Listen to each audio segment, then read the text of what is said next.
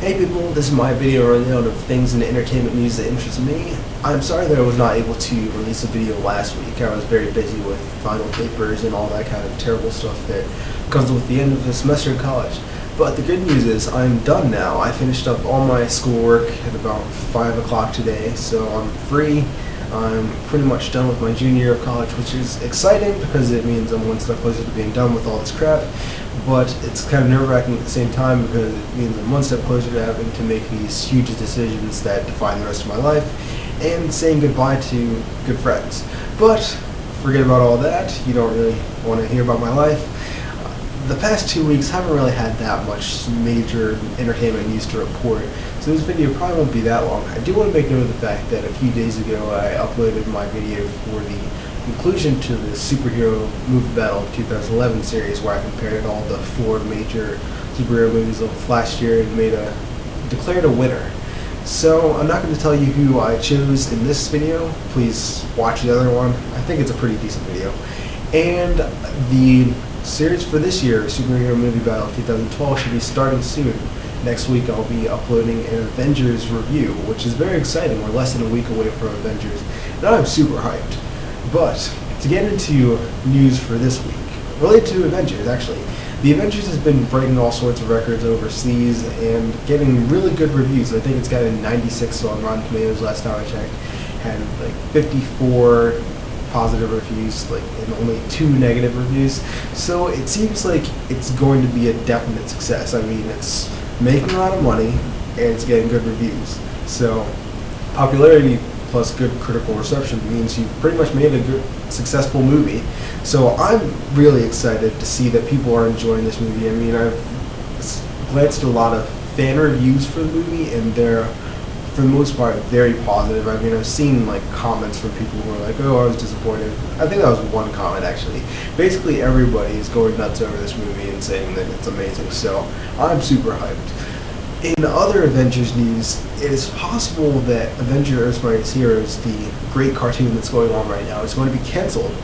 And I'm not really sure how certain this information is, but if it is, then I'm kind of ticked off because it's a great show.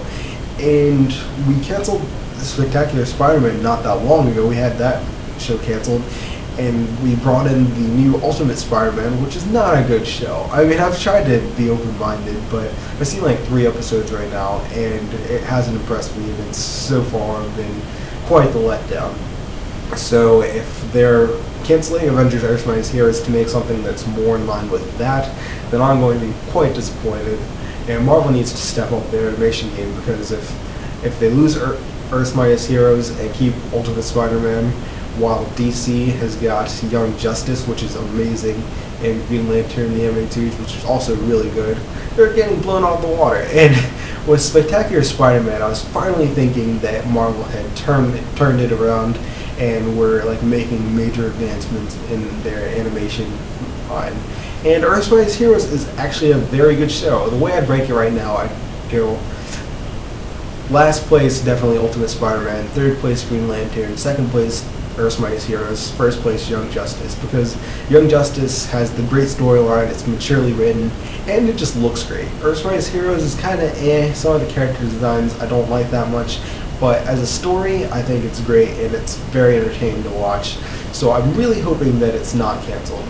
But if you are a fan of Earth's Mightiest Heroes, please watch it, be loyal fans.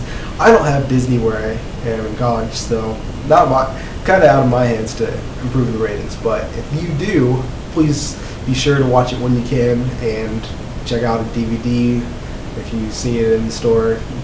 Maybe watch it on Netflix. Do what you can to support the show and show that there isn't a major interest and that they will lose viewers if they do cancel it.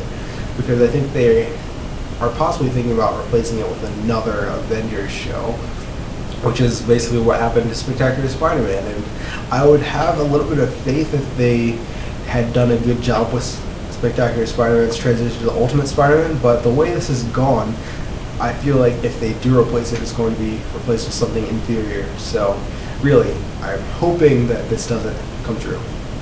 there's been some new progress in the reboots of two major Marvel movie franchises.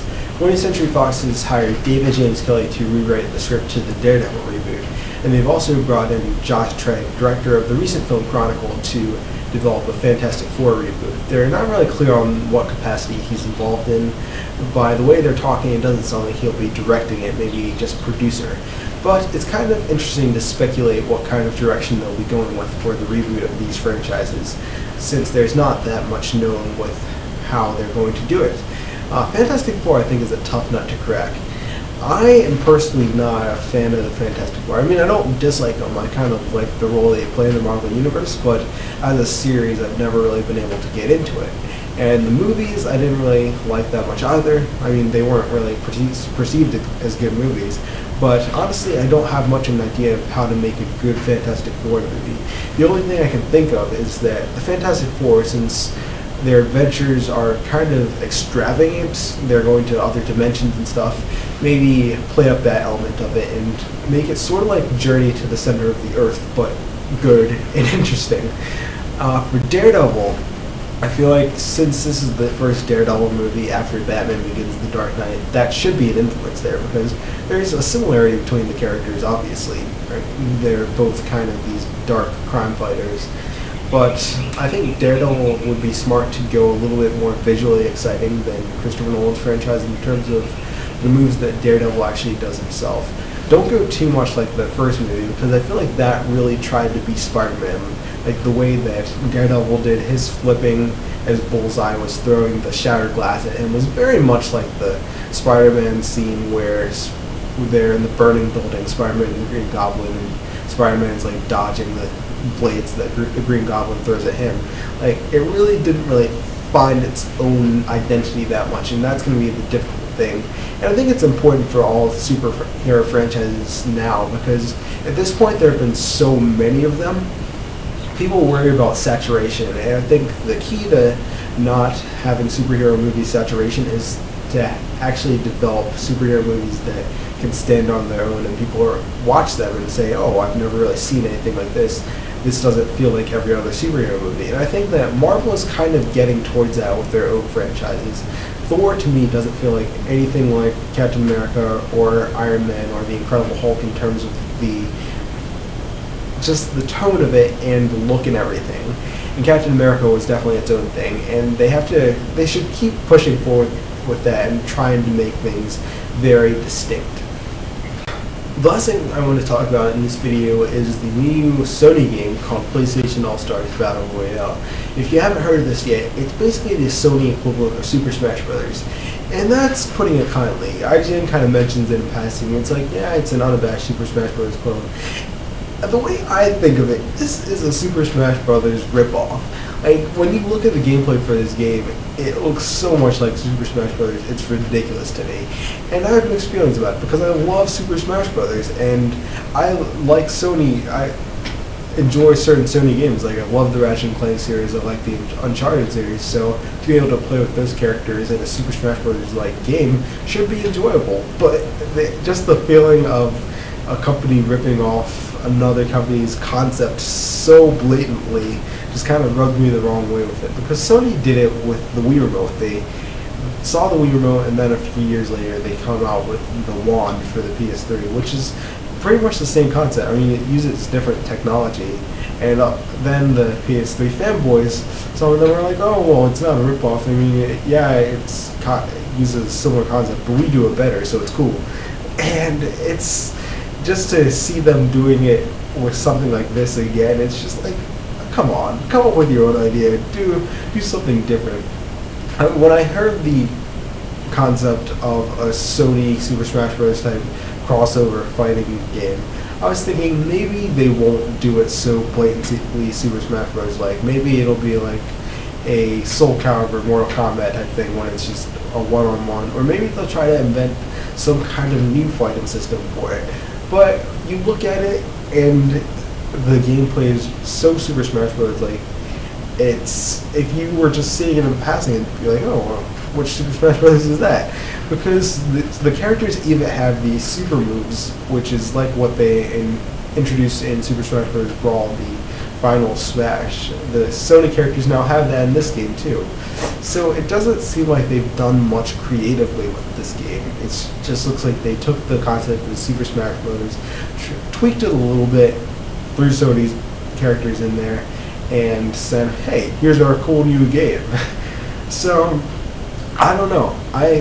For me, the most exciting thing about the game personally is the idea of possibly seeing some older Sony characters return. Like, I loved Spyro the Dragon back on the PS1, and I think it's sad how Sony kind of lets their characters die. Like, Spyro to me is pretty much dead.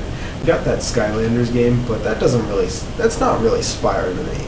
It's like they're using the name and sort of using the image, but they've like contorted it and everything to the point where it's no longer Spyro at all.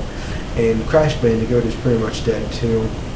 Jack from Jak and Daxter is kind of in limbo right now. I mean, the possibility of a sequel is up in the air, and Naughty Dog still owns the right, but they've been so caught up with Uncharted, and Uncharted's a good franchise. I just think that if they maybe gave it a break before Uncharted 3 alternated into Jak and Daxter, that could get certain people excited. Like, people think that, oh, well, nobody will go for these more cartoony franchises anymore. But the people who are playing these serious, more mature games were the people who were playing Jak and Daxter on the PS2. So a return to that franchise would probably excite a lot of people. But that's getting into tangents.